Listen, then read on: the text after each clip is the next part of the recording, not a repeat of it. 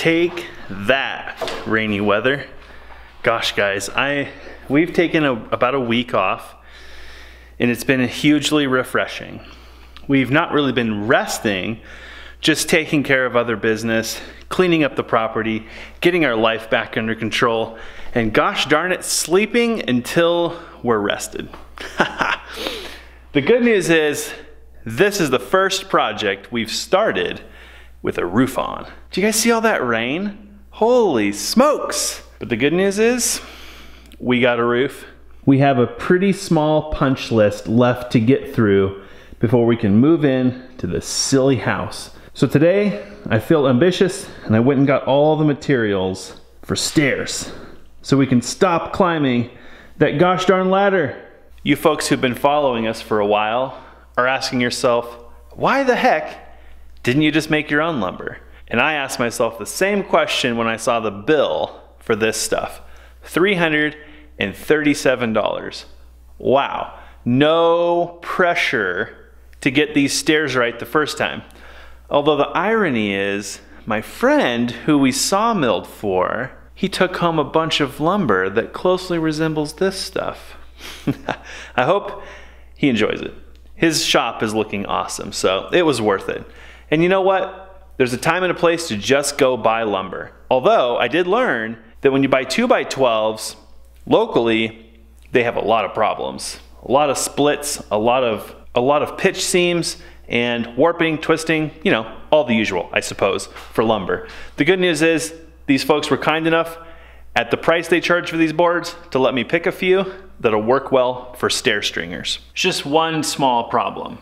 I've never built a set of stairs. Okay, that's not completely true. I've built a few, like the ones on the hot tub deck and going into the cabin and inside the cabin. But let's just say, I've never built a really good set of stairs. The ones going to the hot tub, they're pretty good. We built those using reclaimed materials and slab wood that we milled ourselves. They turned out pretty good. We use them all the time and they're not really that risky. But this staircase, well, it's a little more permanent and a little bit more important because we're going to be using this staircase daily.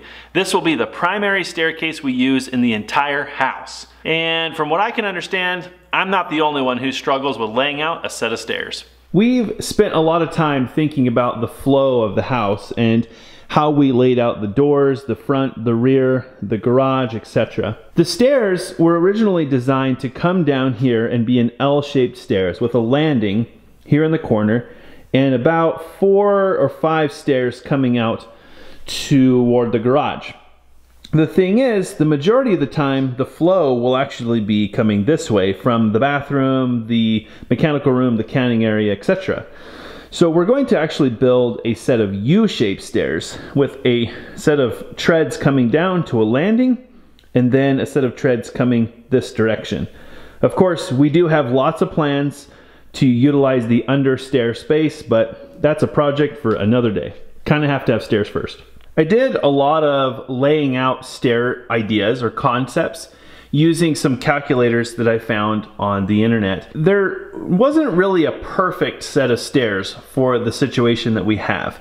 We basically had one of two problems. There's a few basic things that we need to try to adhere to with this set of stairs. These are things that are stipulated in the International Residential Building Code, the IRBC. We don't have building codes here. If you've been watching us for a while, you know that. We did some videos on that whole process, so if you have questions about why we don't have building codes, watch the video. But basically, the building code, the International Residential Building Code, says that a tread height, so on a set of stairs, the height should be no more than 7 3/4 inches, and that's per stair. That creates some constraints. The IRBC also says that a tread should be no less than 10 inches deep. So when you start putting these numbers together, there really doesn't leave you too many options for stairs. It's really, can we go a little bit shorter, a little bit taller, a little bit deeper, and a little bit more narrow? Of course, you have to find the magic number, but there's another problem. The garage here has a ceiling height of 10 feet 5 inches from the floor to the ceiling. And the IRBC says that at no point in the stairs you should have less than 6 feet 8 inches of headroom. So when we start laying all this stuff out with this set of stairs coming down to a platform, and we have this set of U-shaped stairs coming over here, and the platform height is etc., we're basically stuck with a couple of options. So I've spent quite a bit of time laying out 2 different stair designs. This design is based on 17 risers, and this guy over here is based on 18 risers. That's important because the more treads you have, the longer your stairs are. And of course, garage space, or any space for that matter, is a premium. So we don't want to have a ton of stairs just to make it easy to go up and down them. But we also don't want stairs that are hard to go up and down. This set of stairs is based off of a riser height of 8 3/16 inches. That's a little bit tall, I'll admit it. But it allows us to have just 12 risers from the living level down to a platform. It also allows us to have a platform height that meets the 6 foot 8 inch head height requirement for head height. But that's a little bit of a tall step. A little bit, like 3/8 of an inch, like that much. This set of stairs over here meets the maximum IRBC tread height or riser height of 7 3/4 inches, but it adds a step going up here, so there's 13 steps.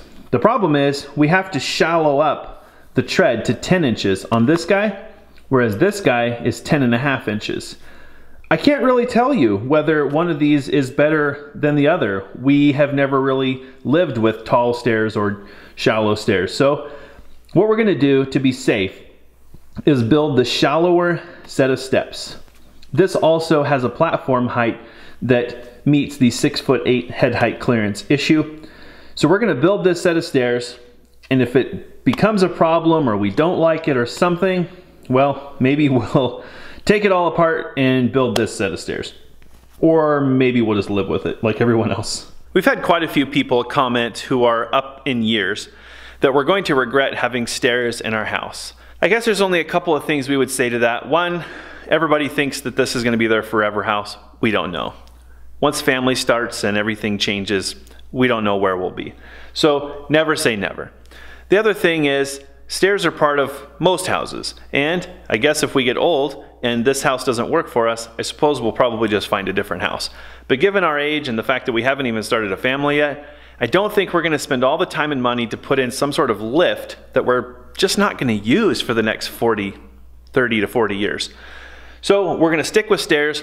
We're going to try to make them as easy to use as possible, and we'll go from there. So the first project that I need to do here, I think this thing's going to happen actually in 3 phases. Let's kind of sketch those out. So phase 1 is going to be the landing, and phase 2 will be the short steps, and then phase 3 will be the long steps. When we built this, the upper floor there, we added this post to provide support to the floor because we're going to be using an over-under stair concept. So the stairs that go to the loft will actually parallel the stairs going up to the living level.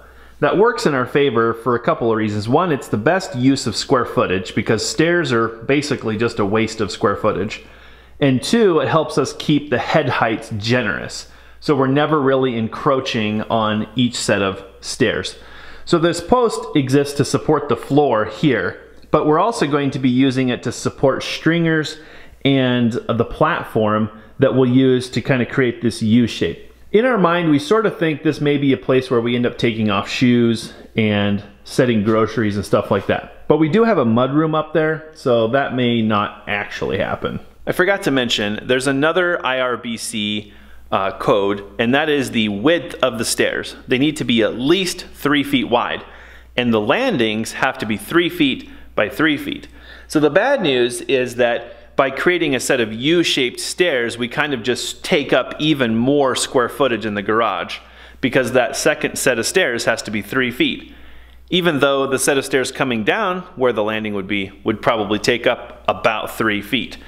But it really comes down to ergonomics and flow while also trying to maximize space. So I guess when we get this whole thing built, we'll be under the gun to maximize the space below the stairs so it's not wasted square footage. Holy moly.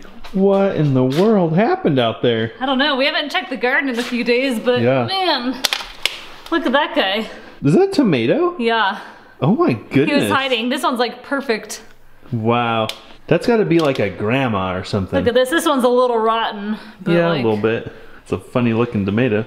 There's a bunch of orange sun golds under here. Oh, on the bottom? And then there's a handful of red peppers I picked. Oh yeah, I saw a really bright red one out there earlier. I probably picked it. Oh no. Oh no. So is that how much we made the spaghetti sauce or the pasta sauce last time with? You know, I think we had about this many, but then we also had like 2 gallons in the freezer. Oh, right. So I don't feel the need to do anything with these tonight, but tomorrow might be, I might cut them up or something. Yeah.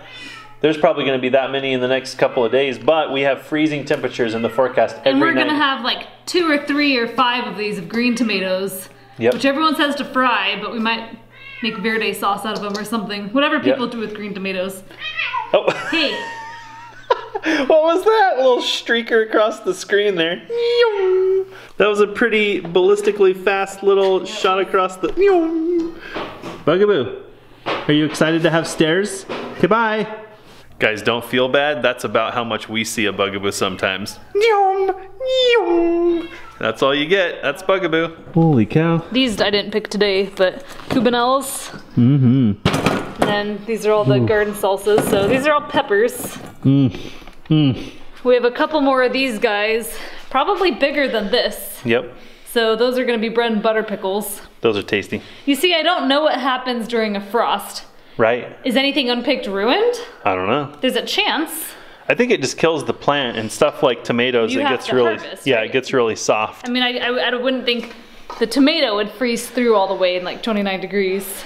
No, but it could get mushy, I would think. I don't know. I guess we'll find out. Garden's gonna die eventually. Yeah, there's a lot of tomatoes that I could force off, but they don't want to come off easily, so we're gonna take a risk. Yeah, let them hang out. A lot of the areas around us got snow last night. We've been spared the snow, but frost is coming. That is a really pretty tomato. Guys, we learned a little something this year about tomatoes. So this one is a slicer? No, I'm not sure on that one. Okay, this one I think is a slicer. This one is I think it's a paste. A paste tomato. And what's the other one? Maybe, I don't know if they only fall into those 2 categories or what. Oh, right. Slicer and paste. And what's there's another one. That's it? See? The ones that I know of. See, guys? We're learning about tomatoes. Yeah, next year, I don't know if we shared this, but we plan on doing probably all paste tomatoes. Yep. Plus these guys. These were a treat. Yeah. But to be honest, right now, the thought of them, like, doesn't sound very good. Not at the moment, but come February, when some hearty pasta sauce sounds good, I think. Probably. Some Parmesan chicken. Sorry guys, a little distracting, but a lot's happened in the last week. A couple things that we want to share with you that are super exciting. We may or may not have our first running water in the house. So you may remember we had this coffee, or this dining table over here, and we had the, what was it, like a sawhorse sink. Well, guess what? We now have a proper sink. In all the running around for plumbing parts, I knew we needed a sink in here. One that we don't have to empty 5-gallon buckets. One that's hooked into the plumbing that we've been working so hard to use. And we had this utility sink, but it didn't have a faucet. And the faucet was super weird, like the holes. And I thought, you know what? We're gonna be doing so much canning because the garden's getting close to done. There's actually quite a bit of fruit that's really good at first frost. So a lot of that stuff's coming in. We got some blueberries. Alyssa worked on some tomato sauce the other day, so it only seemed right to give ourselves a proper sink, even though the wall's not done yet. So we picked up a faucet, I shoehorned it in there, and it's amazing. I built this cute little kind of reclaimed wood shelf and built some legs for this utilitub. We actually got this utilitub almost 3 years ago when we first got here. If you guys remember, who've been following us for a long time, we got a bunch of brick and reclaimed materials. This was one of them. We still have a lot of that stuff in our storage unit because we haven't had a use for it yet. It's parts that will go in the house later down the road. This was one of them. Alyssa shared that immediately she felt more motivated to do canning and stuff in here, and I have to agree 100%. We made a bunch of ice cream the other day, and we also canned a bunch of the tomatoes and a bunch of the fruit. And yes, this is a life upgrade for us. Doesn't mean much to most people, but the ability to run water and it goes down that little hole, never to be seen again. Because we've been living without this small convenience for so long, this actually happened at 1 a.m. the other night. I just had this calling to hook up the gosh darn sink. And that's exactly what I did. Anyway, it's not hot water yet. No, there's no hot water yet. Electricity's coming maybe next week. We're gonna be working on the trench and getting power brought into the house, and then we can get a water heater hooked up, etc. But just having running water going down a drain so we don't have to empty buckets, life win.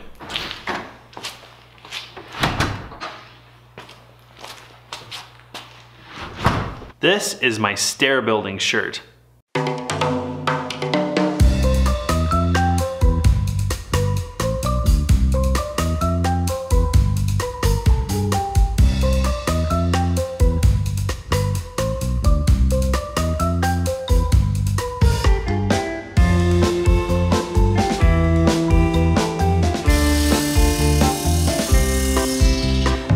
Uh-oh, too much power.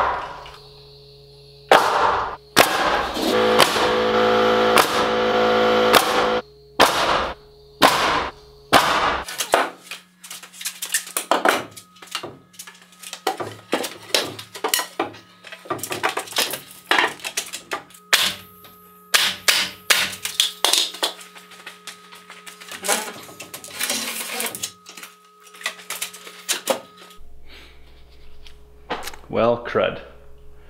I missed the mark. Looks like I may have forgot to subtract the rims out of this rim board here, and so my front and back rims don't line up. Things were going pretty smooth until then. So I managed to knock out the rear posts, and I'm setting those on a treated plate. They're going against the wall, and I think we're going to try really hard to utilize this space. It just seems, well, it seems tragic to use so much square footage for stairs, but isn't that the proverbial battle in every house, is where to put the stairs? Usually they're pretty much an afterthought. So I've got the double rim here, which is where we're going to attach the first run of stairs. So it looks like I'm going to have to take this back apart, but good on me. I only knocked a couple of nails in there. So if I can pull, let's see, I guess I just need to pull this top one off and drop that 3 inches. Probably better double check that with a tape measure. And then put this rim board on, and then basically the structure of the platform is complete. And then we're just gonna lay our joists in here with joist hangers, and then we're pretty much ready for sheeting. That's it. All right, I did some tweaking and I got this all fixed up. It was a bit of a mess.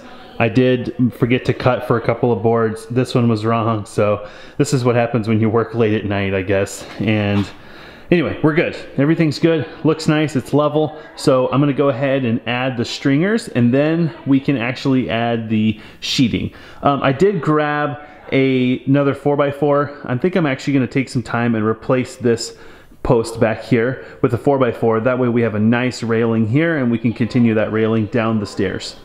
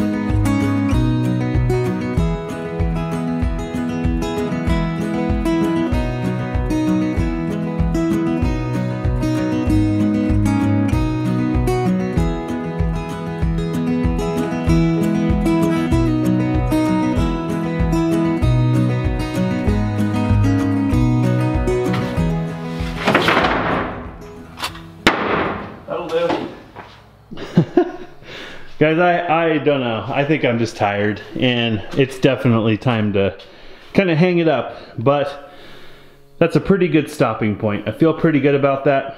Need to do some work on this post. I don't know what's going on there. Yeah, I think I'm just tired. So I was hoping to get this lower set of risers on, or stringers on. It's not gonna happen tonight.